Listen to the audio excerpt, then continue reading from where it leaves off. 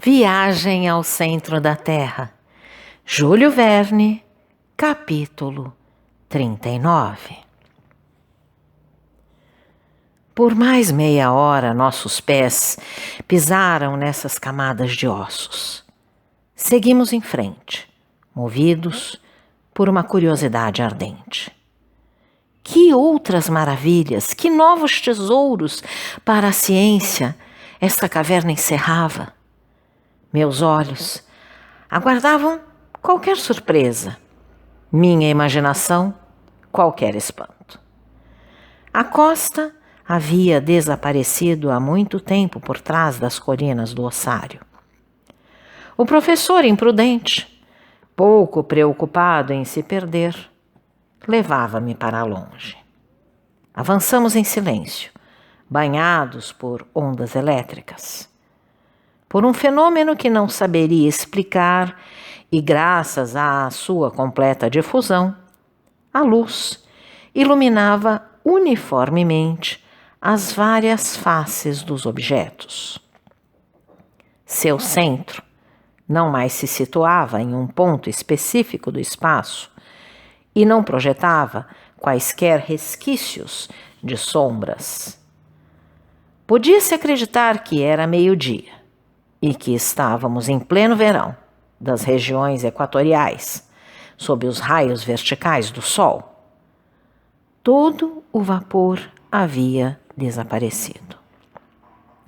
As rochas, as montanhas distantes e alguns grupos indistintos de florestas longínquas pareciam estranhos nessa distribuição uniforme das ondas de luz. Parecíamos o personagem fantástico de Hoffmann, que perdera sua sombra.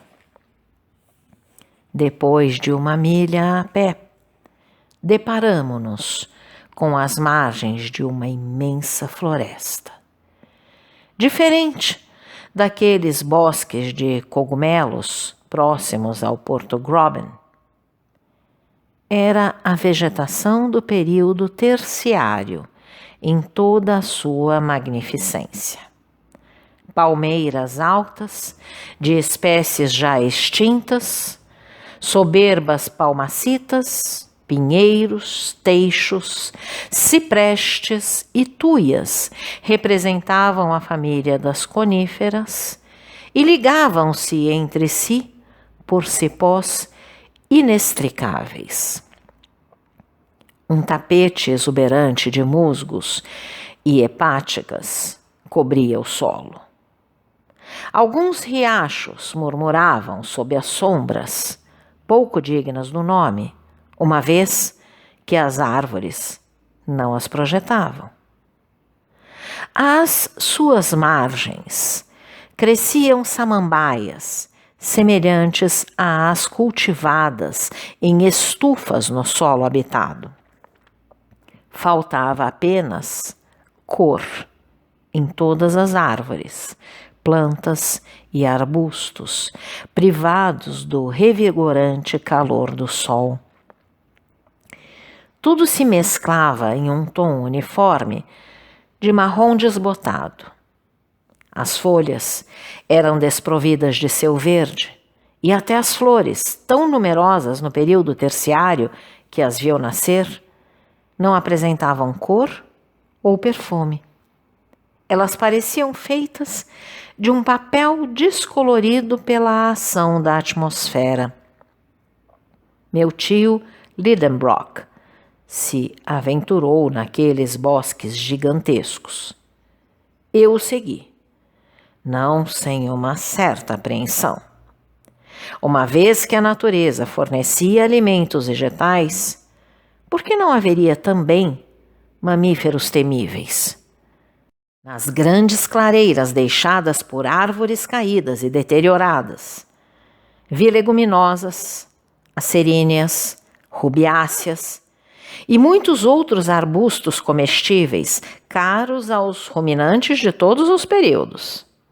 Em seguida, apareceram árvores de regiões muito diferentes da superfície do globo, confundidas e entrelaçadas.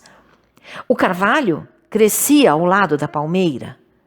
O eucalipto australiano se apoiava no aberto da Noruega.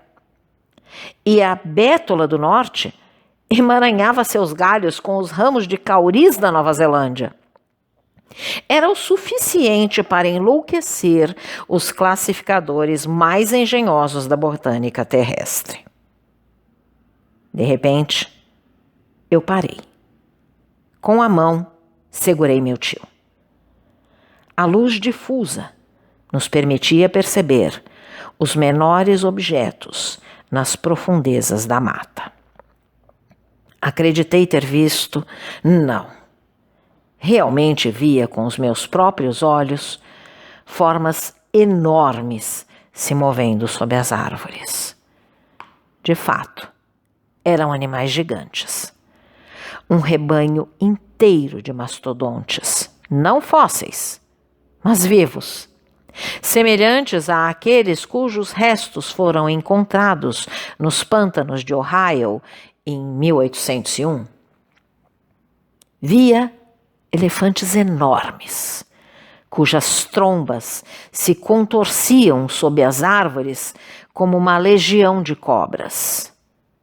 Ouvia o barulho de suas longas presas, cujo marfim perfurava os velhos troncos das árvores. Os galhos quebravam e as folhas, arrancadas em quantidades consideráveis, submergiam nas vastas goelas dos monstros. O sonho em que eu vira ressurgir todo esse mundo pré-histórico do período terciário ao quaternário, enfim, se tornava realidade. E nós estávamos lá, sozinhos, nas entranhas da terra, à mercê de seus habitantes ferozes. Meu tio os encarava. "Vamos lá!" ele disse de repente, segurando meu braço. "Em frente, adiante!" "Não!" exclamei. "Não! Nós não temos armas! O que faríamos no meio desse rebanho de quadrúpedes gigantes? Venha, tio, venha! Nenhum ser humano pode enfrentar impunemente a fúria desses monstros." "Nenhum ser humano?" respondeu meu tio, abaixando a voz. "Você está errado, Axel. Olhe bem ali. Parece que estou vendo um ser vivo. Um ser semelhante a nós. Um homem." Olhei, dando de ombros, e decidido a levar o ceticismo aos seus limites mais distantes. Mas, apesar da relutância, tive que ceder à evidência. De fato, a menos de 1/4 de milha de distância, encostado no tronco de um enorme cauri, havia um ser humano. Um proteu daquelas regiões subterrâneas. Um novo filho de Netuno que vigiava aquele incontável rebanho de mastodontes. Imanis pecoris custos imanior ipse. O pastor de um grande rebanho é ainda maior.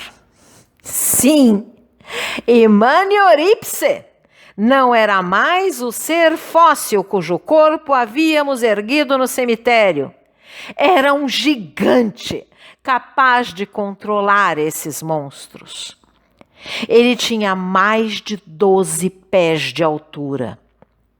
Sua cabeça, enorme, como a de um búfalo, desaparecia na vegetação rasteira de seus cabelos desgrenhados. Parecia uma verdadeira crina, semelhante à do elefante das primeiras eras. Ele segurava com facilidade um galho enorme, um cajado digno de um pastor pré-histórico. Ficamos imóveis, atordoados. Mas podíamos ser vistos. Tínhamos que fugir. Venha, venha! Exclamei, arrastando meu tio, que pela primeira vez permitia-se ser conduzido. 15 minutos depois, estávamos fora do alcance daquele inimigo formidável. E agora que penso sobre isso com calma, que meu espírito encontrou a paz novamente e que se passaram meses desde esse encontro estranho e sobrenatural, o que pensar? Em que acreditar? Não, é impossível. Nossos sentidos foram enganados. Nossos olhos não viram o que viram. Nenhum ser humano vive naquele mundo subterrâneo. Nenhuma geração de homens habita aquelas cavernas inferiores do globo, sem se preocupar com os habitantes de sua superfície, sem comunicar-se com eles. É insano, profundamente insano. Prefiro admitir a existência de algum animal cuja estrutura se assemelha à estrutura humana, como um macaco das eras geológicas primitivas, um protopiteco ou mesopiteco, como descoberto pelo Sr. Lartet na jazida de ossos de Sanson. Mas, em seu tamanho, este excedia todas as medidas conhecidas na paleontologia moderna. Não importa. Um macaco, sim. Um macaco, por mais improvável que seja. Mas um homem vivo, e com ele uma geração inteira escondida nas entranhas da terra, nunca. Saímos da floresta clara e luminosa, mudos de espanto e dominados por uma estupefação que beirava a inconsciência. Involuntariamente corríamos. Era uma verdadeira fuga, semelhante àquelas correrias terríveis aos quais estamos sujeitos em certos pesadelos. Instintivamente, voltamos ao mar Lidenbrock. E não sei em que divagações minha mente teria se perdido, se não fosse pela preocupação que me trouxe de volta às questões práticas. Embora eu tivesse certeza de que estávamos caminhando em um solo onde nunca havíamos pisado, muitas vezes notei formações rochosas cuja forma me lembrava as do Porto Groben. Isso confirmou de qualquer modo as indicações da bússola e nosso retorno involuntário ao norte do mar Lidenbrock. Às vezes, era possível confundir-se. Riachos e cachoeiras caíam a centenas pelas saliências nas rochas. Pensei reconhecer a camada de Surtambrandur, nosso fiel Hansbach, e a caverna em que eu havia voltado à vida. Então, alguns passos adiante, a disposição dos contrafortes, a aparência de um riacho e o contorno surpreendente de um rochedo me levaram de volta à incerteza. Eu contei ao meu tio sobre minha indecisão. Ele também hesitou. Não conseguia se localizar naquele cenário uniforme. Obviamente, eu disse, não voltamos ao nosso ponto de partida, mas a tempestade nos trouxe um pouco abaixo e se seguirmos a costa, encontraremos o Porto Groben. Nesse caso, respondeu meu tio, é inútil continuar essa exploração e o melhor que podemos fazer é retornar à nossa jangada. Mas você tem certeza de que não está enganado, Axel? É difícil dizer com certeza, tio, porque todos esses rochedos são parecidos. Ainda acho que reconheço o promontório ao pé do qual Hans construiu nossa embarcação. Devemos estar perto do pequeno porto, se é que ele já não está bem aqui, acrescentei, examinando um riacho que pensei ter reconhecido. Não, Axel. Do contrário, encontraríamos nossos próprios rastros. E não vejo nada. Mas eu vejo, exclamei, correndo em direção a um objeto que brilhava na areia. O que é? Isso, respondi, e mostrei ao meu tio a adaga coberta de ferrugem que acabara de pegar. Bem, ele disse, você trouxe essa arma com você? Eu? De modo nenhum, mas o senhor. Não que eu saiba, disse o professor. Eu nunca tive esse objeto em minha posse. Ora, isso é estranho. Não, Axel, é muito simples. Os islandeses costumam ter armas desse tipo e Hans, seu dono, a perdeu. Eu balancei minha cabeça. Hans nunca tivera essa adaga em seu poder. Seria, então, a arma de algum guerreiro pré-histórico? Exclamei. De um homem vivo? De um contemporâneo daquele pastor gigantesco? Não, esta não é uma ferramenta da Idade da Pedra, nem mesmo da Idade do Bronze. Esta lâmina é feita de aço. Meu tio interrompeu-me abruptamente no rumo por onde as divagações me levavam e me disse num tom frio: acalme-se, Axel, e seja razoável. Esta adaga é uma arma do século XVI, uma adaga real, daquela que os cavalheiros carregavam na cintura para dar o golpe de misericórdia. Ela é de origem espanhola, não pertence a você, a mim, ao caçador, e tampouco aos seres humanos que talvez vivam nas entranhas do globo. O senhor ousa afirmar? Veja, ela não se estragou cortando a garganta dos homens. Sua lâmina é revestida com uma camada de ferrugem que não data de um dia, 1 ano ou 100 anos. O professor estava ficando extasiado, como de costume, deixando-se levar por sua imaginação. Axel, ele prosseguiu, estamos a caminho de uma grande descoberta. Esta lâmina está caída na areia há 100, 200, 300 anos e foi lascada nas rochas deste mar subterrâneo. Mas ela não veio sozinha, exclamei. Tampouco torceu-se por conta própria. Alguém esteve aqui antes de nós. Sim, um homem. E quem é esse homem? Esse homem gravou seu nome com esta adaga em algum lugar. Este homem queria, mais uma vez, indicar o caminho para o centro da terra com suas próprias mãos. Vamos procurar, vamos procurar!